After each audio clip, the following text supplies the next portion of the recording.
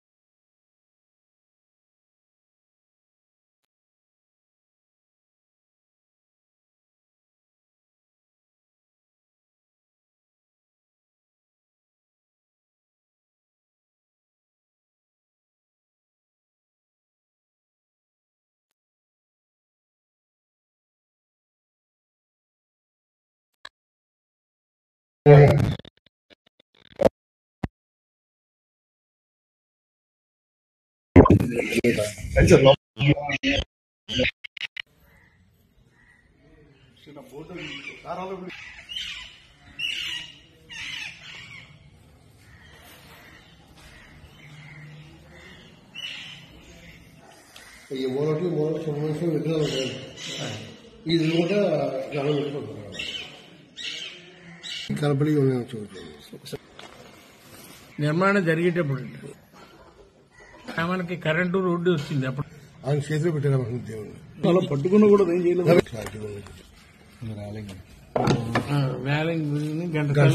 గంటసాల కచేరీ చేశారండి ఇక్కడ.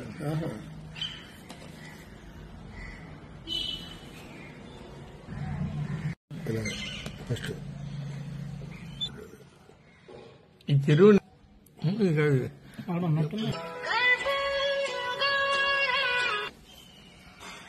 పైకి చెరువు వచ్చి హార్మోని పెట్టి మీద ఆ రీల్స్ మీద ఉండి కాసేపు ఉండి విని అప్పుడు లోపలికి వెళ్ళిపోయాడు. ఆయన భయపడలేదు. ఫస్ట్ వినాయకుడి దగ్గరికి వెళ్ళేవారు స్నానం చేసాక. గర్భాలయ కుజ దోషాలు, జాతక పరిహారాల కోసం వచ్చేవారందరూ కూడా ముందు రోజు సాయంత్రం వచ్చేవాళ్ళు దూర ప్రాంతాల నుంచి వస్తారండి. వచ్చిన వాళ్ళకి ఇక్కడ గదులు అందుబాటులో ఉంటాయి. ఆ గదిలో ఉండి తెల్లవారుజాము 4 గంటలకు వచ్చి కోనేటిలో స్నానం చేసి ధర్మకర్త గారు చెప్పినట్టు ప్రదక్షిణ చేసుకుని భార్యాభర్తలు ఇద్దరు కూడా ఆడవాళ్ళు సైన మందిరంలోకి వెళ్ళి నిద్ర చేసిన తర్వాత తెల్లవారుజాము బ్రహ్మముహూర్తం అయిపోయిన తర్వాత 6 గంటలకు లేపి మేమే అభిషేకంకి వస్తారండి భార్యాభర్త. నిత్యము అభిషేకాలు జరుగుతాయి. షష్ఠి, మంగళవారము, మాస శివరాత్రి ప్రత్యేకమైన అభిషేకాలు. అలాగే స్వామివారికి ప్రీతిపాత్రమైన రోజులు కాబట్టి ఎక్కువ మంది రావడం వల్ల ఆ రోజు జనము కొంచెం వైభవంగా ఉంటుంది. ఇక్కడ ఎప్పుడు వచ్చినా వారి కోరికను బట్టి, భక్తిని బట్టి ఫలితం పొందిన వారందరూ కూడా మరలా రావడం జరుగుతుంది. మాస శివరాత్రికి ఏకాదశ రుద్రాభిషేకం జరుగుతుందండి. విశేషంగా ఆ రోజు కూడా వ్యాపారాలు, వృత్తి, వ్యవసాయ ఫలితాలు, ఆరోగ్యాలు, పిల్లల చదువుల గురించి కావచ్చు, జాతక దోషాలు, కుజ దోషాలు కావచ్చు, నాగప్రతిష్ఠ పరిహారాలు. సుబ్రహ్మణ్య స్వామి వారు కుజుడికి అధిపతి కాబట్టి కుజ దోషాలు కూడా కుజ దోషాల నివారణకి ఆయన అధిపతి అగ్నిగొండను ఆ స్వామివారి సైన్యాధిపతి సమస్త దేవతా గణానికి కూడా సైన్యాధిపతి కాబట్టి ఆయన అధీనంలో ఉండే గ్రహాలకి ఆయన ఇది చేసి మనకి ఫలితాలు ఇవ్వడం జరుగుతుందండి. అది పరమేశ్వరుడితో కూడిన సుబ్రహ్మణ్య స్వామి వల్ల, అందులోనూ ఆ పరమశివుడికి అత్యంత ప్రీతిపాత్రంగా ఆయనంతటా ఆయనే సర్పరూపంలో వచ్చి సేవ చేసుకున్న ఆలయం వల్ల కావచ్చు. అమ్మవారి పేరు సార్? అమ్మవారు ఉమాదేవి అండి, అయ్యవారు ఉమామహేశ్వరులు అండి. తల్లి తండ్రిగా వల్లి దేవసేన సుబ్రహ్మణ్యేశ్వర స్వామి వారు ఆ సర్పరూపంలో భక్తులందరికీ కూడా కోరికలు తీరుస్తున్నారు. చాలా మంది ఇలాగ నెల రావడం, మళ్ళీ 6 నెలలకు 8 నెలలకు మళ్ళీ వచ్చి సంతానంతో వచ్చి. చాగంటి కోటేశ్వరరావు అంటే ప్రవచన గారితో ఈ ఆలయం గురించి ఇంత గొప్పగా చెప్పారంటే ఇంకా ఈ ఆలయం వెలుగులోకి వచ్చి దేశవ్యాప్తంగా తెలియాల్సిన అవసరం ఉందా?